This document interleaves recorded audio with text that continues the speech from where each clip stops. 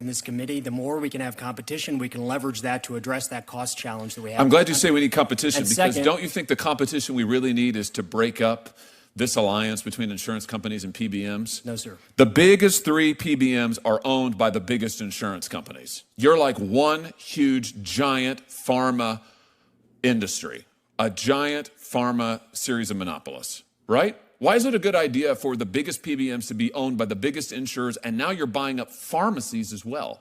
Why should we allow that? Why should insurance companies, PBMs, also own pharmacies? So a couple of... How is that good for patients? It's good for patients and for plans because it's creating optionality in the market. It's creating optionality. In the state of Missouri, just last year, we lost 73 independent pharmacies across my state in 19 different counties. Do you know that 2 entire counties in the state of Missouri now have, wait for it, 0 pharmacies? 0.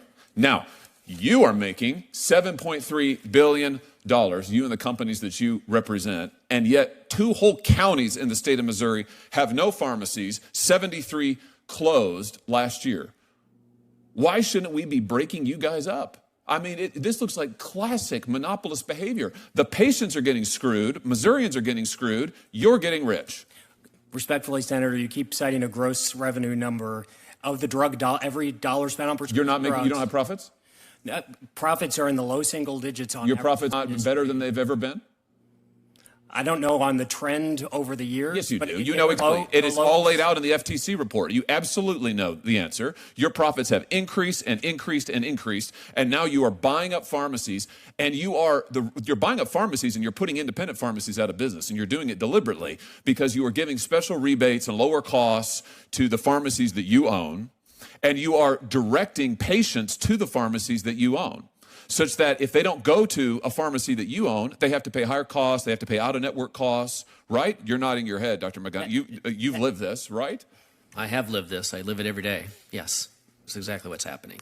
So, Mr. Scott, why don't we break you guys up? Can you agree? I mean, if you believe in competition, you just said a second ago, we need more competition, by golly. Well, let's do it. And let's break up the let's pass a law that says PBMs cannot own pharmacies. You for that? No, sir. And we've seen that competition grow in the last 5 years by 18% in the PBM market, by 9% in the last 2 years. Wait a minute. You've seen the number of pharmacies grow in this country? The number of PBMs, meaning it's a competitive marketplace. It's not a competitive marketplace. The biggest 3 PBMs own 80% of the business. 80%. And you're in turn owned by the biggest insurance companies. The problem is there is no competition. It's a racket. It's a total racket. And the people who lose are the patients who cannot afford the prescription.